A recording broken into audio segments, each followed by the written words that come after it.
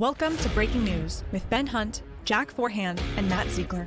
Before we start, let me remind you what the show is not. Breaking News is not a show about fact-checking. Breaking News is not a show about saying whose bias is the one and only correct bias. And Breaking News is definitely not a show about calling out fake news. Breaking News is a show where we look at today's top stories and have a conversation around our favorite critical question, why am I reading this now? Drawing on the headlines we're tracking at fiatnews.com, join us as we talk about what's collectively making us tick, with clear eyes, full hearts, and this obligatory disclaimer. Nothing in this podcast is advising you to buy or sell any security or to do anything with your money. Seriously, you should only act on investment advice from someone you know and someone who knows your unique situation. We are not that person. You're watching the Epsilon Theory YouTube channel. This is Breaking News. I'm Matt Ziegler, joined as always by Jack Forehand. Say hello, Jack. Hello, Jack. And brace yourself. It's a rare podcast sighting, the Sasquatch of Breaking News, perhaps. Rusty Guinn. Say hello, Very Rusty. Hi, everybody. We got a big show for you today. Jack's already talked me down from yelling stranger danger repeatedly before we pressed record on this one, but I think we're safe now. I'm in my safe space. I'm ready to talk about the media and markets and all these things. Zeitgeist this week. You scream, I scream. We all scream for rate cuts, but only listen to me screaming, not the other people, because we're talking about Fed independence. That's going to be how we melt those ice cream narratives for you today. The tweet of the week. This is so meta. Each party has fans making AI images, of which many think are a mix of obvious and misleading AI images, to stoke debate about how the other side is making less obvious, but also misleading AI images. It's just wild out there, folks. Jack, you've got a dumb question on the timing of the debate and if Trump made a strategic error. That's really interesting. I've got a Cultish Corner on getting knocked down but getting up again, because you're never going to Chumbawamba. I promise there's a through line here. And first, big story this week, election 2024 update. Rusty, you're going to get to do the honors. Some of the Harris halo seems to be coming off after she took over the Democratic campaign. Any particular thoughts on just the lay of the land on the presidential race right now? Yeah, I mean, I think they're as you sort of mentioned, there's a bit of a through line to some of the topics that we're covering today. Yeah, I mean, look, this is just one man's opinion, but certainly I think that you always expect a little bit of a honeymoon period, and I think that Kamala Harris received that honeymoon period, and I think we're now kind of transitioning into that period where, okay, we've gotten the bump from announcing our vice presidential, running mate. And, you start to then run out of articles to write that are the same kind of puff pieces, maybe. And I think that's true regardless of party, but maybe a little bit more in the media when it comes to the Democratic Party. And so, yeah, look, I mean, I think that you are kind of entering this newer phase where, there's a little bit less of a mono narrative coming out of political media. There's been a little bit more time for kind of oppo research to do the things that they do to retool from, I think, the positioning that they had to run against Biden. And so they, have to do sort of the informal, focus group testing on social media of the way the different narratives and different ideas and, different forms of common knowledge are going to propagate.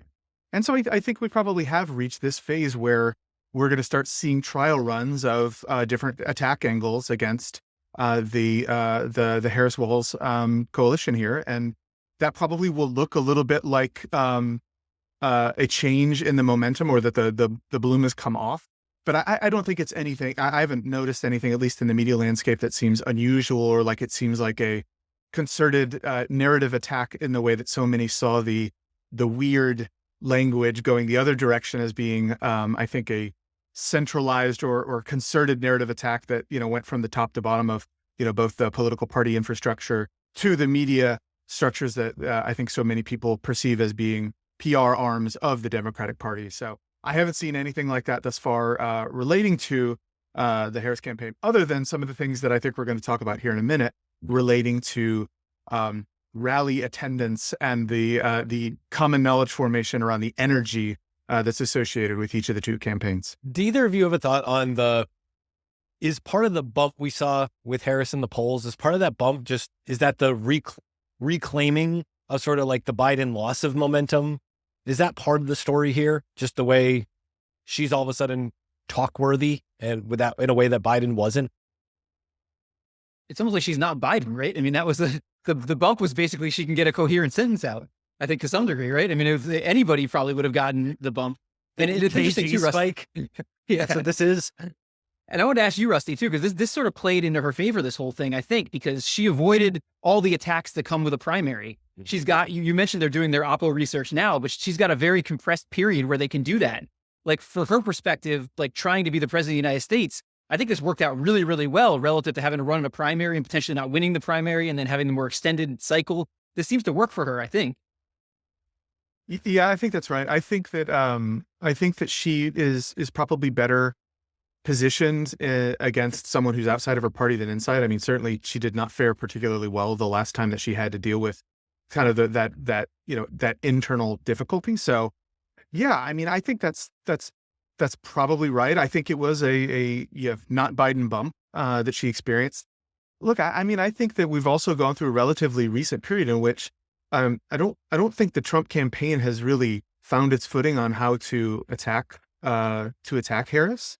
I think that a couple of the Trump interviews were the press conference he did. I mean, again, this is just one man's opinion. This is not an analysis of the news media, but it was meandering and strange. I think that the Vance VP nomination, at the time it was made, seemed like a candidate who felt he was coasting for a win, choosing a bolder VP choice that would kind of cement a right-wing populist movement for after Trump left office, instead of being someone who would maybe address what the candidate they were running against. And I think that if Trump had to do it all over again, knowing that Harris and Walz were going to be the opponents, I'm not sure Vance would have been the one selected. And so I think that some of the bump wasn't just a not Biden bump. I think that the early days of the Harris campaign, I don't think that Trump necessarily has been running that particularly well. But that could, as they sort of cement what they're going to do, that could change very quickly. But, I think it's a little bit of column A, a little bit of column B. There's a very right-leaning garage, I think, somewhere in the neighborhood not far from me. And they had the Trump Pence thing that they never took down. Yeah. And I would also like to note that the spelling of Pence and Vance are close enough that the owner was able to just spray paint VA over the PE, and that sign rides again. And my respect for him. I mean, it's just like this that guy's must have been the reason for the selection, right? It makes it easy to change the signs. I hadn't considered that theory until I saw the update, but it's in my head now. That's fun.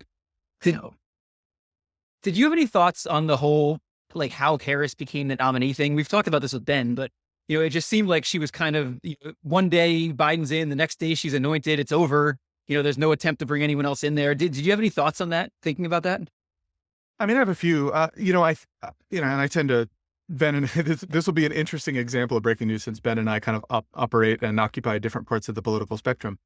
But I will say, as someone who does tend to lean a little bit, more than a little bit more in the conservative direction, I saw the narratives being promoted about this being some sort of coup, right? Or that this was an anti-democratic thing that happened, are to me sort of ahistoric and kind of silly. And the reason I felt that way is that, I mean, there's really no reason, other than this is how parties have chosen to do it, that they need to be elected in this kind of primary process. I think that there is no requirement that it be an explicitly democratic process to bring someone in.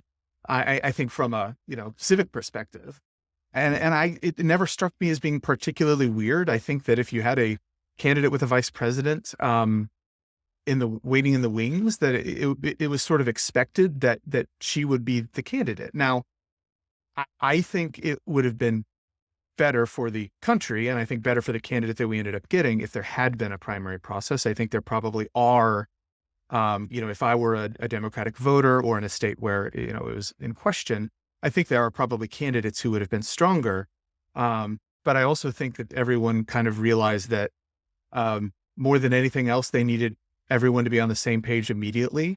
And they figured, look, there's absolutely no way we're going to get there. And it became sort of this by acclamation sort of voting that as soon as you had a critical mass of the, the primary electors and, some of the funding, which I think is what it really comes down to at the end, is that the funding rug got pulled out from under Biden.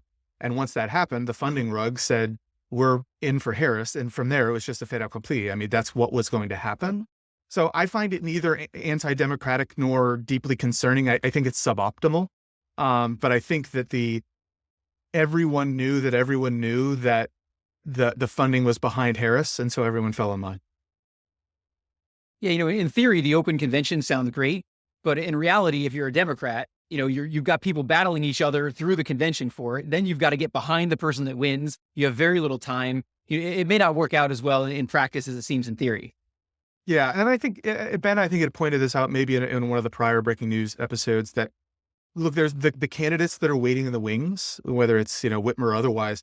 I think they were very happy to sort of say, look, this is a bit of a dog's breakfast. I don't think we want to touch this with a 10-foot pole.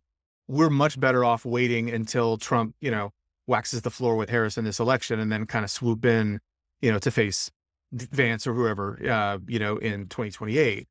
And maybe they miscalculated Harris's, likelihood of success here. But, I think that calculus was a big part of it too. I think there wasn't as strong of a, hey, no, I want this, from, the leading contenders to, actually be part of that open process. So made it, I think, a pretty easy decision.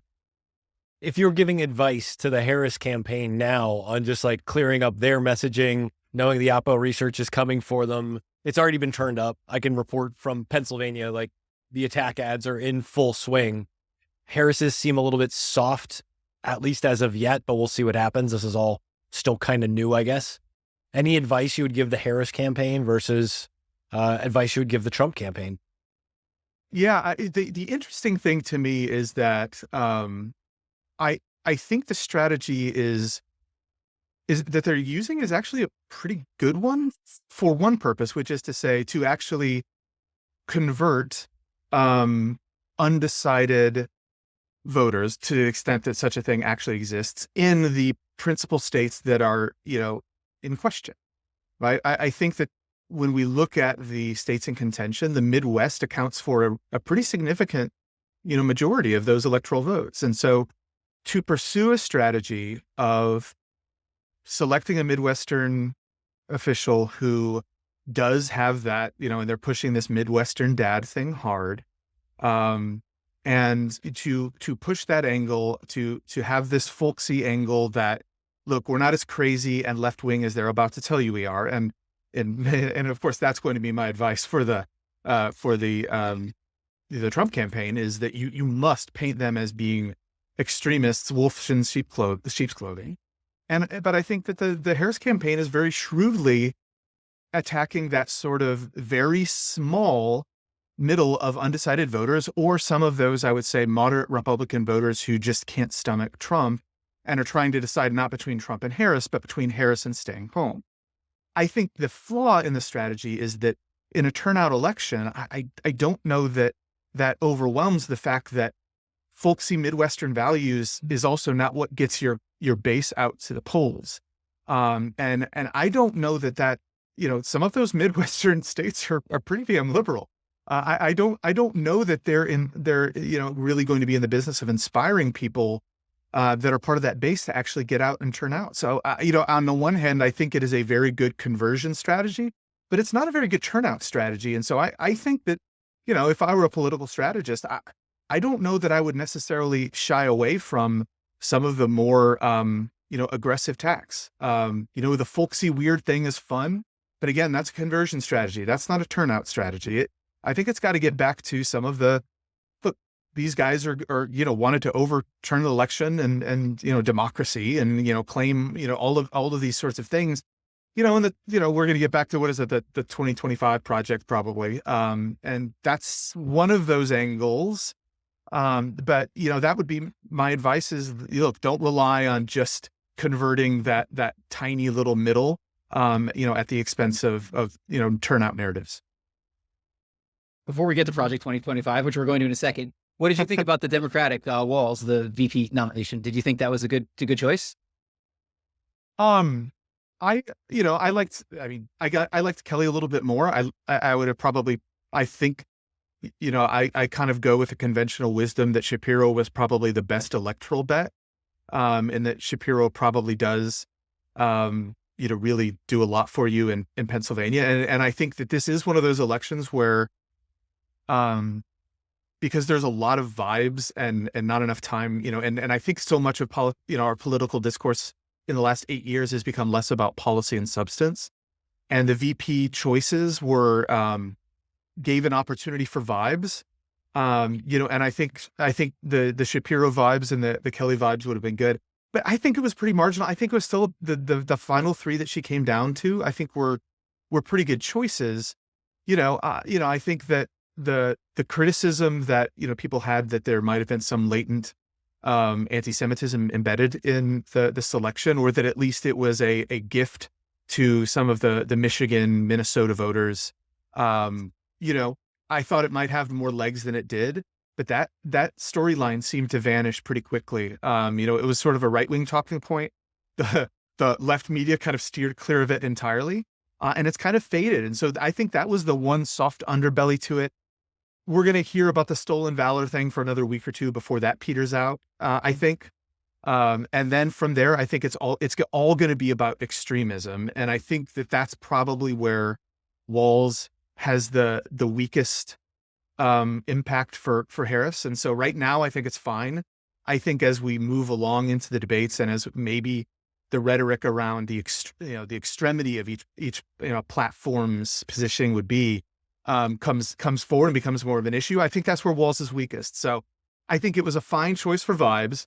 I think it's going to be a weaker choice as the vibes conversation starts to veer a little bit more in the extremism direction. But I am curious what you guys think, because I'm the kind of conservative voter, giving you an outsider's opinion. So I'm not sure. I was just surprised she didn't go swing state. I thought she'd go with somebody in a swing state, because it just seems like that's what you do these days. And it's going to be so close, and only a few states are going to determine the election. I was surprised she didn't go that direction. I don't know about you, Matt. Yeah. And I wonder, actually, exactly to the point Rusty was making, I can't help but wonder if like a Shapiro or somebody like that doesn't get in because the strategy probably is to make the more extreme plays now. Between now and the election, you got to make the more extreme sounding arguments. That doesn't really matter who the VP is, I guess. Like, that's going to be the bigger attack ads. Yeah. I can tell you what the tone, it doesn't matter on the TV ads, like who Trump is running with the messaging that Trump is going for. Yeah. Likewise, we haven't seen her, like, she's trying to play at Midwestern values on that side, but same thing. It's like, there's no mention of who the VP is for this. So I think in Pennsylvania, that is going to come down to tone and how tone drives turnout. I wonder how that plays differently in the rest of the country. I wonder if Walz helps her with some of the Midwestern value stuff, and if that's a marginal voter play. But I mean, I've been talking about this for, it feels like, I know, months at this point. It's just literally like, oh my God, mute the TV, read innings of this baseball game, because I can't emotionally handle, this. Yeah, we don't get as many national political ads in Connecticut, nor did I when I lived in Texas for whatever reason. For whatever reason. And Rusty, I just VPN'd in the other day, and it happened to get a Pennsylvania server, and I was watching something on YouTube, and I couldn't believe how bad these things are.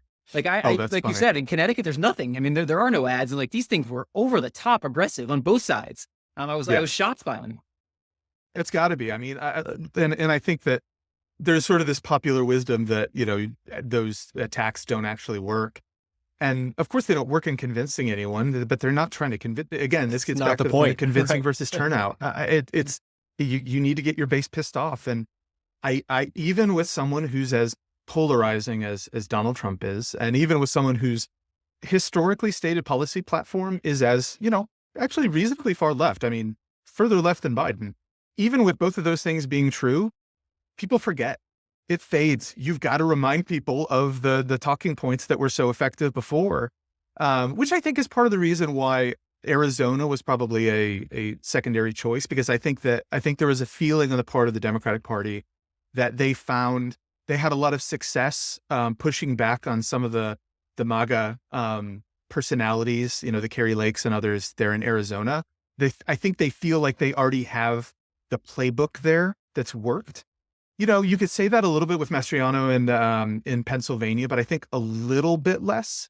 So, I think maybe they thought they'd already pushed back on MAGA enough in Pennsylvania and Arizona to think that they had the playbook.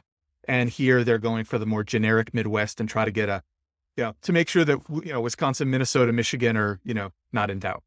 Well, the Trump guys are spray painting those signs to make their amendments. That's got to be saving on campaign budget. Around here, we're fancy up here in Connecticut. So whenever you drive and see them here, it's the flags, and so they're going to have to get their embroidery kits out if they want to redo those. We'll Betsy Ross those front porches in no time.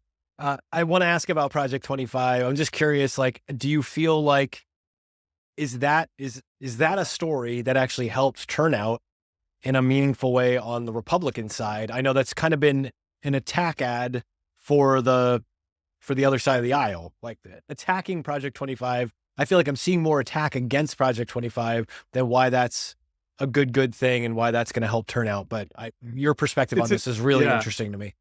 It's a really interesting question, because I think that the narrative implications and the reality world implications are so vastly different. And maybe I'll start with what I think about the reality world implications. Donald Trump is not a very conservative policymaker or platform generator, right? I think when I look at Trump's platform and think, which of these which are the things that he really believes and that are a big part of what he wants to do, would you really associate with, traditional Republican or conservative politics? And I think it's kind of the border and immigration. And that's kind of it. When you start to look at the other things which find their way into Project 2025, so many of them I would describe as being part of a kind of the Christian nationalist concepts that I've written about, pretty extensively.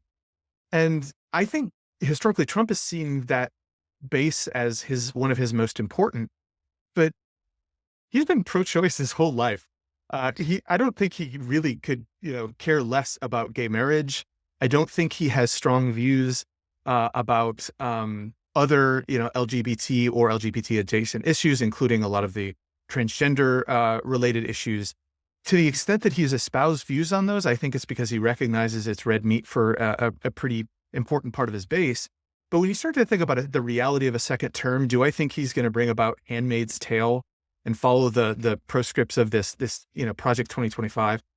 No, I think Donald Trump is a slight center-right populist who has found a very, very populist way of describing this platform. But look, tariffs are not a red meat issue for his base, but they're a very iconic part of his platform, and some of these other policy things are not really a fundamental feature of a lot of these conservative policy platforms that come out of think tanks like Project 2025. So in reality world, I don't think he's going to bring it about because he doesn't believe half those things. And when he says he doesn't believe half those things and has no intention of doing them in a second term, I actually believe him. I think he's going to. I think he's going to try to do a lot about the border. I think he's going to, try to, create a legacy through acting like he did something about, Israel, Iran, and Russia, Ukraine, and some of these things. I don't think that there's any. I think he's going to be pushing hard on trade protectionism and, some of bringing manufacturing back on shore, but not a lot of the social things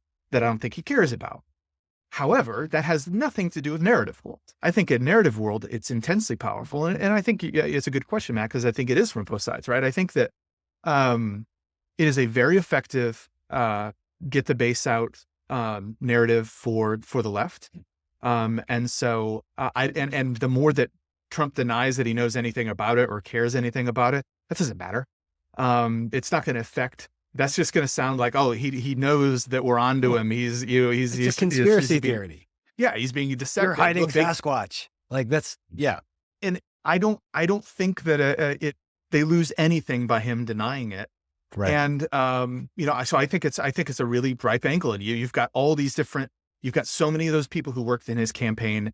His denials are, I think they're real, but they won't matter because he's had too many of those people that were close influencers and voices in his administration and in his campaign that I think it's a successful angle.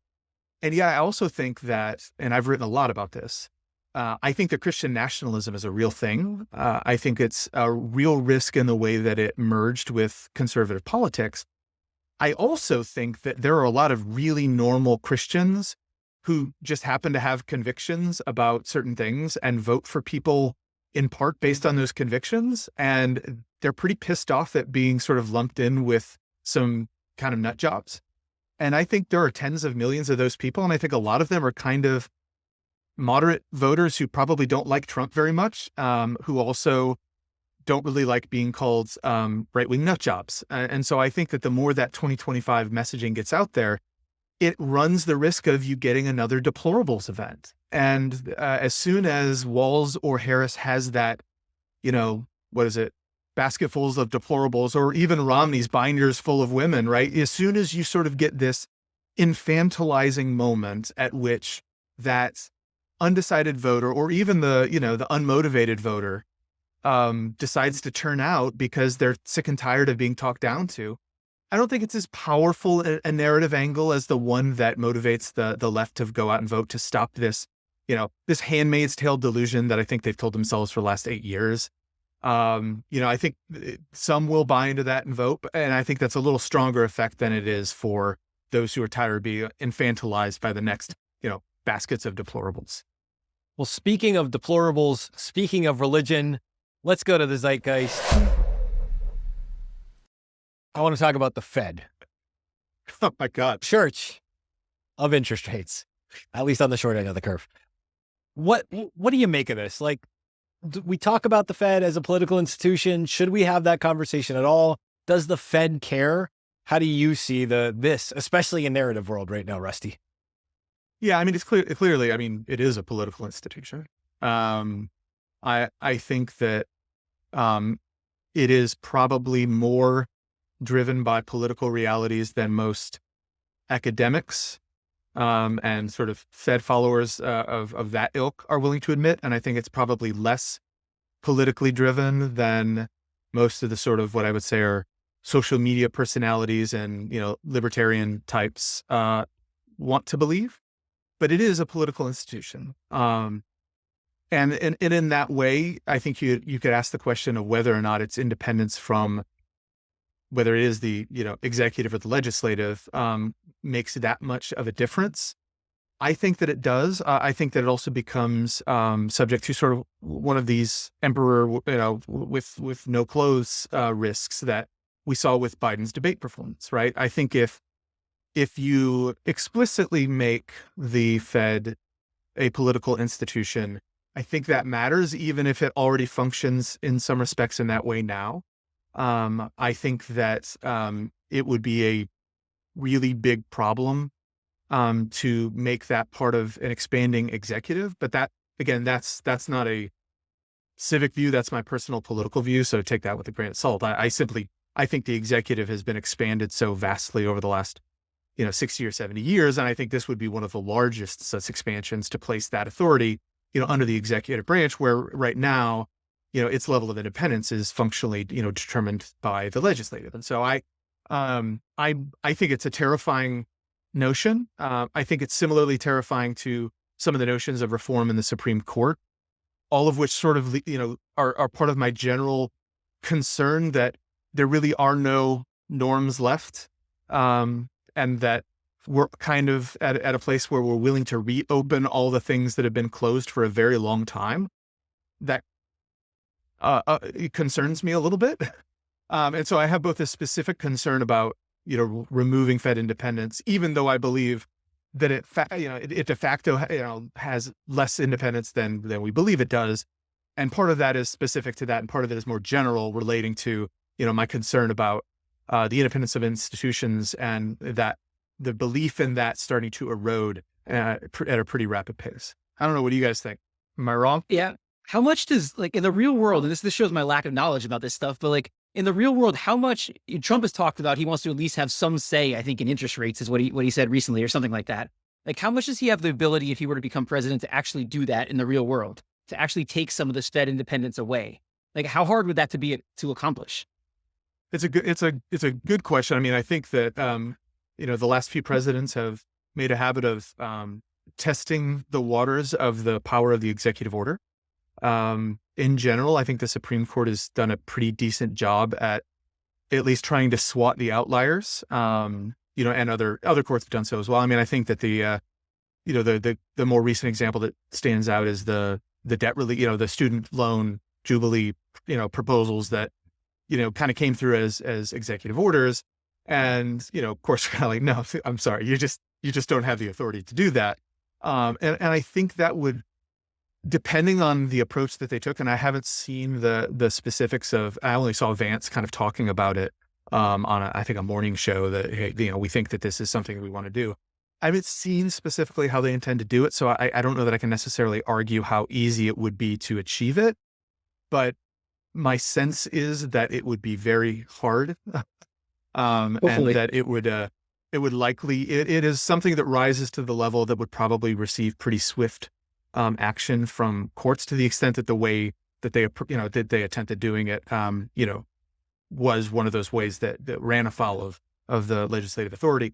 But I'll tell you, without knowing the avenue that they intended to take to affect that influence, I don't want to overspeak, and there are others who have a lot more clarity about the nature of it, the Fed's independence than I. So I don't want to say more than I know. I mean, I think we'd be in for some rate cuts, though, if Trump started getting some decision-making there, would be my guess. Yeah, I mean, and I think that's, as Ben's kind of talked about, our view is that that's coming one way or another. Fiscal and monetary profligacy is going to be the order of the day, right? I think after the election, it's going to be either Trump cementing his legacy or, I think Harris having to make peace with the various factions of the Democratic Party that have probably been a little bit factionalized and fractionalized by the way that this went down. And so I think there's going to be a lot of gift giving and spending and to your point, rate cuts one way or another, and a lot of pressure on that to come from either president, and whether that's, Kamala through more traditional means of, indirect influence on the Fed, or, whether it is in fact, Vance and Trump having their way and having a more direct and explicit influence. I think the pressure is coming. I just hope that there's less efficacy in the pressure that's applied to, bring us back into, zero interest rate policy again. Let's jump straight over to Twitter, which is the next best thing to the Church of the Fed. I want to go to the tweet of the week,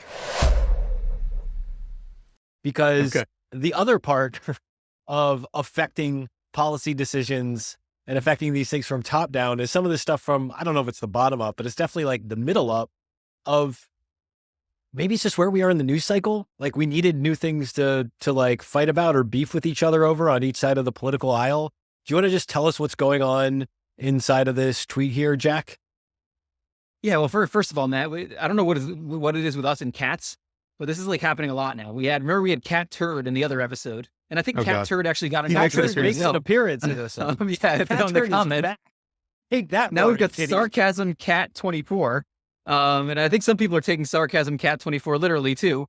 But anyway, so this is interesting because AI has changed so many things. I mean, AI makes the ability to do something like this. So the tweet is from Dr. Literal A. Faline. And it's the Harris Walsh rally last night had an electricity that I've never seen before. The right hates this. And then it shows a crowd of people who are not showing too much electricity from what I can see. So, Rusty, what is your take on this? I have a lot of takes on this. And I'm actually going to be writing about it probably this week. There's so many interesting layers to this, some of which have to do with AI, but more of which don't. So yeah, so the account that tweeted this, did so at like noon on Saturday.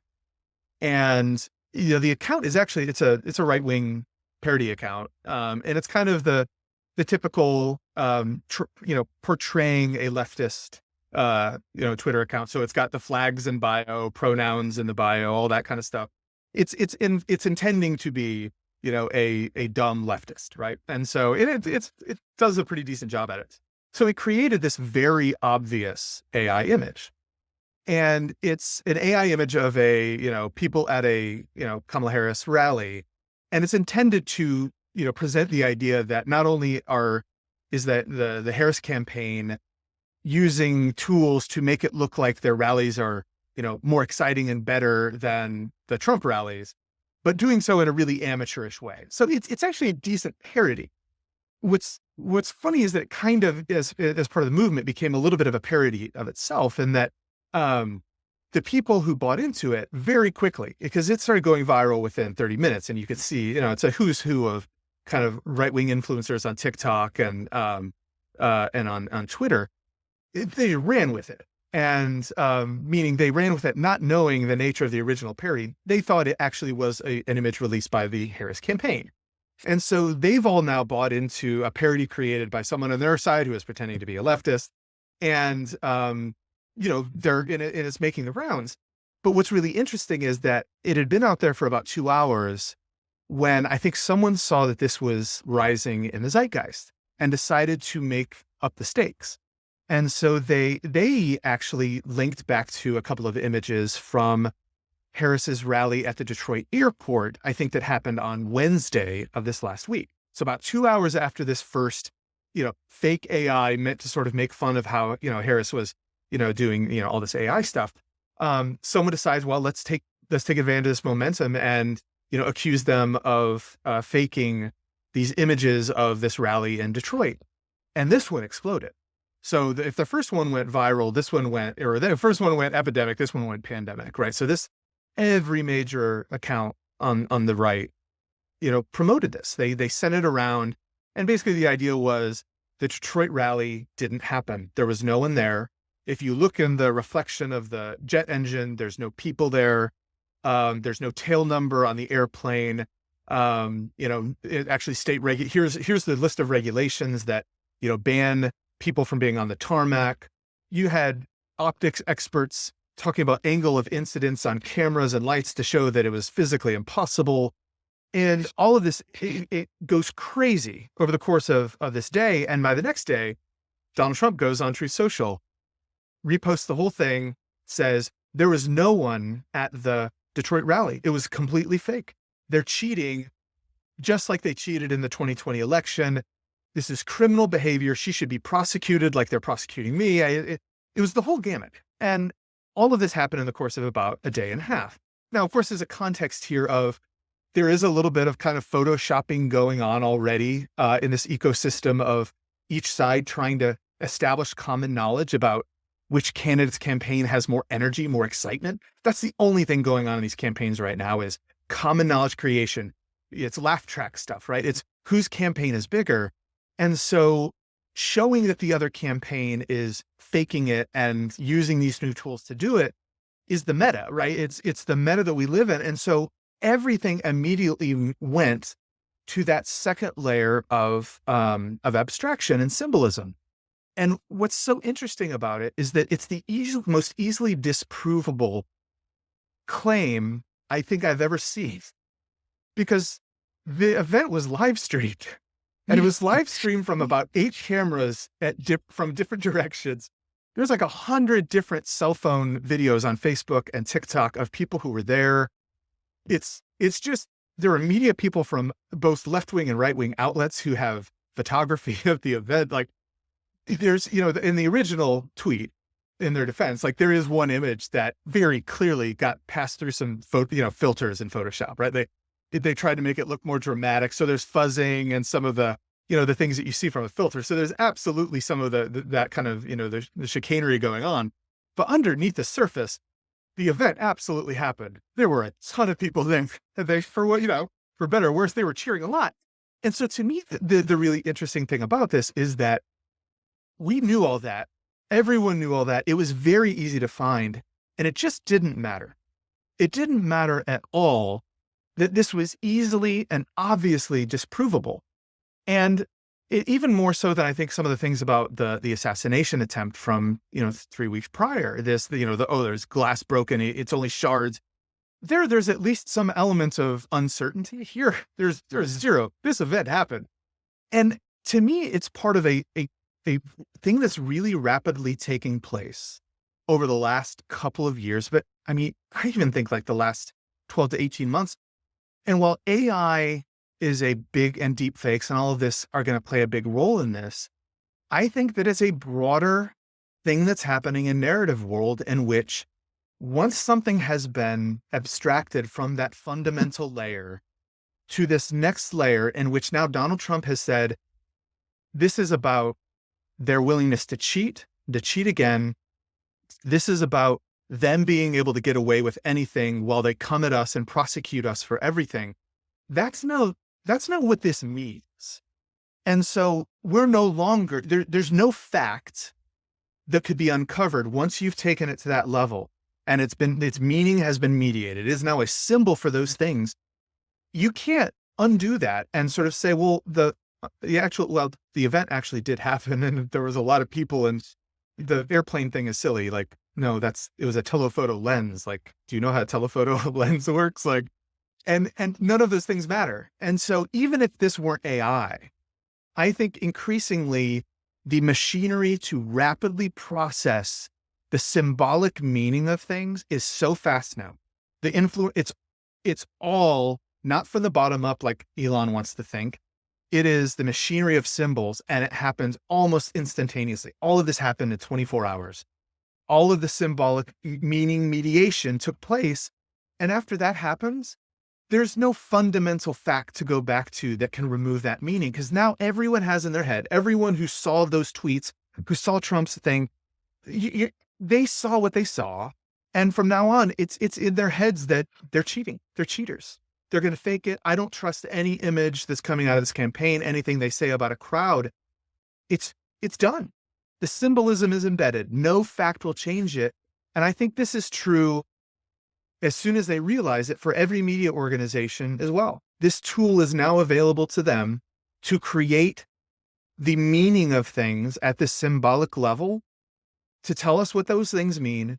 And now the underlying facts, they just do not matter. Whenever they come out, you cannot undo that symbolic attribution. So to me, this is a really big deal in narrative land. And I think it's a bigger deal than most people think, because I think a lot of people are thinking about narrowly on this AI and deepfake dimension, which is a huge dimension.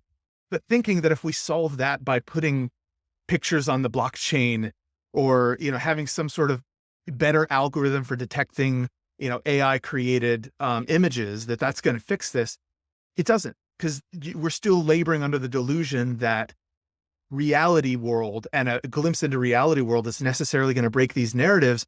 And we just saw that in practice. At any time, there were hundreds of live streams and videos people could have accessed and probably did. And it didn't matter. So why do we think that all these other solutions for, identifying a real image are going to matter? Sorry, I guess I did kind of channel my inner Ben then and get a little bit agitated, but I'm a little agitated by this. Does that directly play into just like the inherent biases of the people when they hear this stuff? Like, is that part of the angle? Like, this is how you turn this into turnout? Yes. Okay, clarify. It's a really good question, because I think a smart person is likely to look at this and say, okay, so it's confirmation bias, right? People see what they want to see. But confirmation bias is when you have a prior, you receive new information and you accept the new information that, agrees with your prior, and you reject the information that disagrees with your prior. But importantly, you're still going through the process of evaluating truth.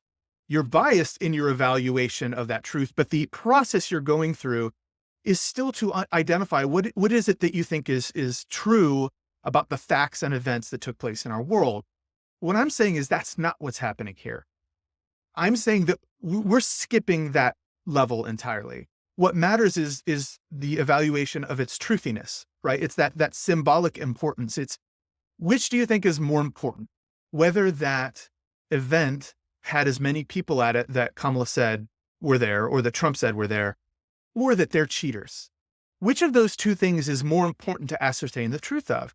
And if you are making an argument, even if it is a fundamentally fact-based argument, that weakens someone's belief in the truthiness of they're cheaters, they're liars, and they're getting away with it because they're directing the lawfare at us and they won't, direct the, judicial system, toward their own. I think that's where that we're skipping that first layer entirely and moving entirely to this second, more abstracted symbolic dimension where we lose our bearings, right? This is when Ben and I talk about the widening gyre, right? It's not just people drifting apart. It's the things we think drifting further from some fundamental grasp of reality, right? This idea that the falcon cannot see the falconer, right? The falcon of the things we believe and the falcon of some grounding in reality, they can't see each other anymore. Not because we have confirmation bias and ignore the facts, but because we skip past that fact-finding process altogether now. Jack, it's time for you to skip past the fact-finding process. Give us a dumb question. Yeah, well, this is something I was thinking about a lot because this was a different thing this year, right? In terms of how early that first debate was. I mean, is that the earliest it's been, I believe? Oh, I don't know. That's a great question. I guess I don't hadn't know thought that about either. whether it was particularly early. Was it?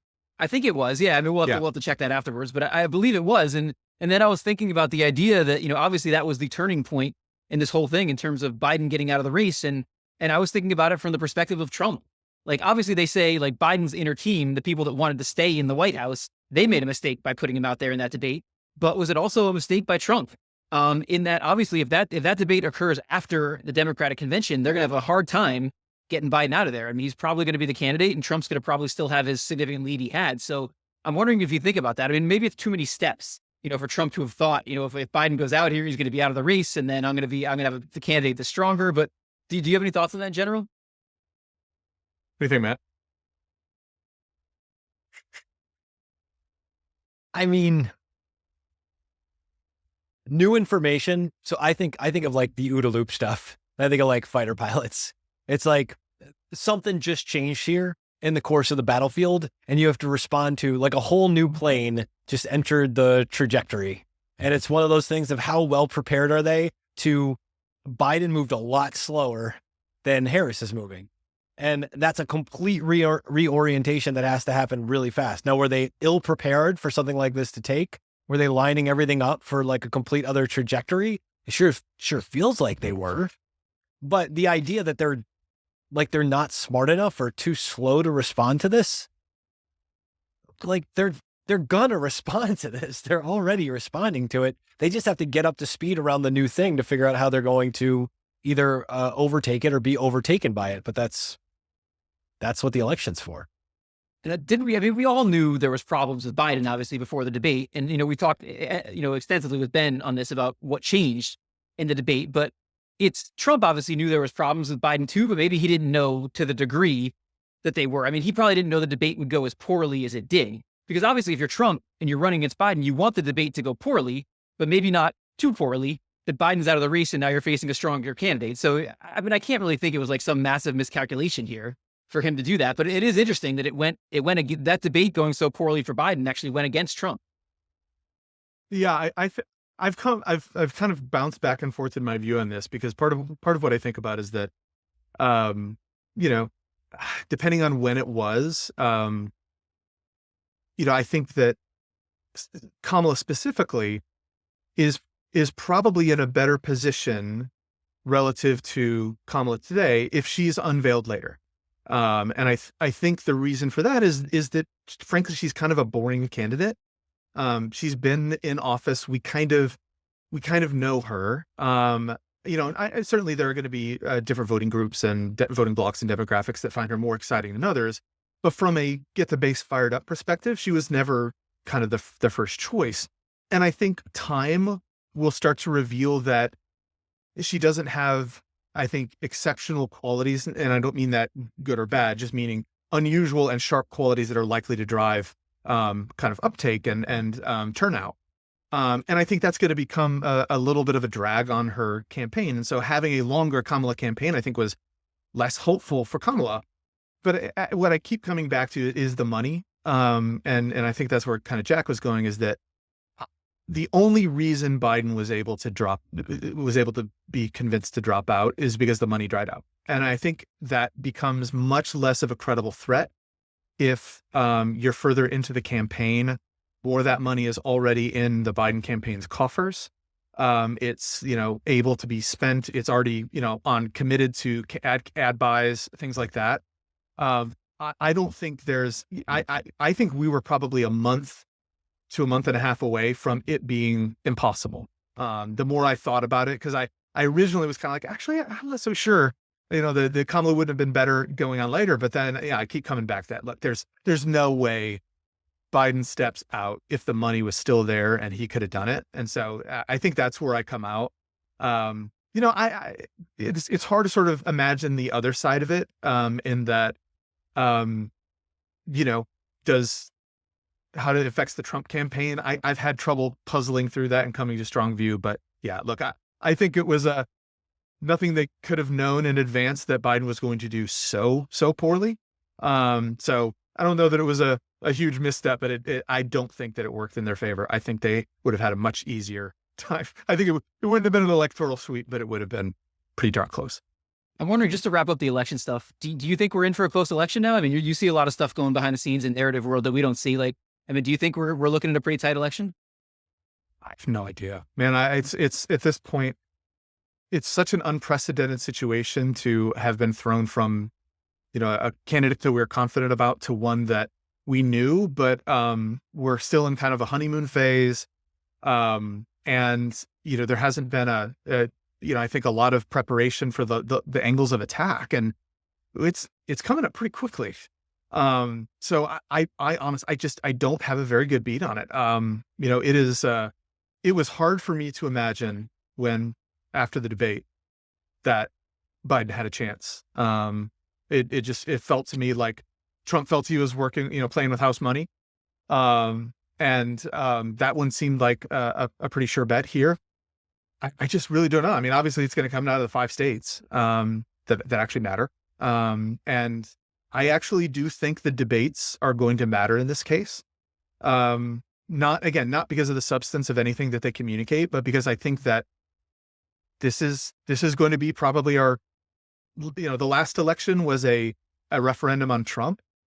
I think this one's our first vibes election. I mean, this is not to, sort of steal, Kyla Scanlon's, thing here, but this is it. We've gone from the vibe economy. I think this is the first vibe election of our lifetimes. And it's going to be based on the narratives that each of these candidates is able to present. And frankly, I think that the Trump administration or the Trump campaign has a lot to prove on this dimension, that he wasn't just a year or two behind where Biden is. I think his last couple public speaking performances have been abysmal. And so, when he gets on that stage, I think he's going to have to hold his own. And, generally speaking, you would think that he would, be rhetorically very successful against Kamala, if it weren't for these last kind of performances. So that's kind of where I think that, the debates will be more important than usual, not because of content, but because of vibes. And otherwise, we're in for more of what we just saw this weekend with the AI generated images, but it's going to be with everything. The percentage of actual true things that are going to be said over the next 3 months is going to be shockingly low. It's all about what's going to be said to generate the right response from, the turnout part of the electorate in those states. And I think they're going to say whatever they feel like they have to say, both sides. Could be a nightmare. This thing that Scott Galloway's been writing about it, because he teaches it in his brand strategy class, of just, it's no longer about, you can't just position. I think he calls it laddering. You can't just position, you also have to deposition. This is the classic marketing idea of you have to position your idea so that your toilet paper is in the right place on the shelf compared to the other toilet papers or whatever. It's like, no. That's no longer good enough. Your strategy has to ladder. It has to put you in one place and push the other thing out. You have to deposition the other strategy. And I think you're correctly identifying what we just saw, which is a depositioning strategy in a whole new way, because God, the social media angle makes it so friggin' weird. It's true. So Matt, we can't let Rusty go out on a negative note on all his politics in his first ever breaking news here. We're going to do a little positivity. So you got something for us this week in the Cultish Corner? Yeah. Rusty's maiden voyage. I mean, you guys are both familiar with the, at least the one-hit wonder oeuvre of Chumbawamba, right, Jack? You got to give me this one. I am. Chumbawamba. That's the first yes for me in a long time. And Rusty, I imagine you're 100% behind the politics of Chumbawamba. They were your favorite political representation. You identify with them fully. I like Danny Boy, but other than that, I don't have a. So when we were in Nashville together, and this is great. So we released on Just Press Record the interview that I did with Scott Bradley of Postmodern Jukebox and with Kyla Scanlon, Vibe Session. That's been all over this conversation today for good reason, because it's a really useful tool to do this. So she brought up Chumbawamba at the end of the thing, and I just casually threw out there, oh, and by the way, they were socialists. And she does this wonderful. I didn't know that. She was like, wait, what? I was like, well, yeah, but I mean, this is the end of this thing. We're literally trying to close up this conference panel. And so I felt like, and this should be out, I think I'll have this released by the time this episode comes out. It's not an apology, but it's an explanation, I feel like, owed to Kyla. And then I realized, because Scott didn't seem to know this either, like Chumbawamba was like an anarcho-punk band. Like they were out there, folks. Like communist, socialist tendencies, anarchy. So around since 1982, fabulously interesting band. Big shout out. Rob Harvilla. Anytime I have a 90s band question, I go to my 60 songs that, explain the 90s with 120 plus songs on the podcast, and just fantastic examples of all this stuff. He did a great episode on this. But Chumbawamba, around since 1982, they were basically like I'm going to call it a socialist collective. So you had these people living in these punk houses in the UK who like all bound together to play this weird amalgamation of like, they would do everything from folk hymns acoustically to like the most raucous like oi bands screaming, and all of it mixed together in a not very successful way. They went so far as so basically in the early 1989, they contribute to a comp. You're familiar with the record label EMI? Chumbawamba's first major label not debut was when they contributed to the Fuck EMI compilation, which is extra funny because in 1997, which major label did they sign to? EMI. But of course, they said they got rid of some stuff. There was a whole justification. But what's really interesting is we all know Chumbawamba because of this hit song, Tub Thumping. That's the I get knocked down, but get up again. He drinks a whiskey drink. He drinks a vodka drink. And the Oh Danny Boy thing that Rusty, you remembered correctly. But this is just, it's so friggin' weird. And my fascination with this band, I think it's a one-hit wonder at the time. It gets turned up to 11. So Alice Nutter goes in 1998 on Politically Incorrect, great show of the era, and basically tells the TV audience that if you can't afford our CDs, you should basically go to an HMV or a Virgin, the mega store where we used to buy records from, and you should steal our albums. This was so crazy at the time that like the local record store had to pull the Chumbawamba albums off the racks for fear of like roaming anarchist children coming in to steal the song because she went on. And so like they disband, and this thing is stuck in my head until Kyla brings it up at the conference the other day. But Alice Nutter, absolutely the star of this. So I go down this Alice Nutter rabbit hole in the last few weeks and like reading some of the stuff that she talks about, because she didn't stay in anarcho punk, whatever else. She's had a very successful career in the arts and everything else. She's TV, movie, things like that. So 2019 in The Guardian, she actually says this quote that I love. I don't think it matters what you call yourself. What you need to do is align yourself with what's most useful for change. Now, you know all the different segments that are in Tub Thumping. You got the singing, the Danning Boy. The band was an 8-piece. So you had 8 members of the band who basically, as a socialist compact, would all kind of have like equal say on the different parts of the song. So as they're writing this song, like you could actually imagine. So the Danny Boy part comes from one of the members had a drunk neighbor, and he wouldn't be able to unlock the door to his flat, and he'd be tanked outside of the apartment, would wake everybody up because he couldn't unlock the door and he'd be singing Oh Danny Boy. The whole thing about like he drinks a whiskey drink, he drinks a vodka drink is like them saying we want people to be able to like identify with regular people. Another great quote from Alice Nutter. And this is 1998. This is her talking about the band Blur and how bands were being condescending to lower class people, lower class, middle class, all the other classes aside from being a glorious rock star. What I hated about Blur was the way the music press said it was social commentary about England in the 90s. I just thought they were looking down on people. I hate the idea that Blur talk in really condescending tones are about people who play bingo and watch telly. Well, we play bingo and watch telly, and it doesn't mean we're stupid. Now, if you're going to talk about common people, respect the pulp. I don't have time to get into that for common people. But I will say, like, this idea of we play bingo and watch telly, it doesn't mean we're stupid, is something that's kind of lost right now. Like, we have the people on Twitter saying the ridiculous stuff, but there's a really profound here about Chumbawamba making folk music, and folk music is about what regular folks can sing along to get through the common experiences of life. That's a really profound thing. Boff Whaley, who is the singer, giving him the final word on the quotes here, he says this, and this is from 2024 in The Guardian.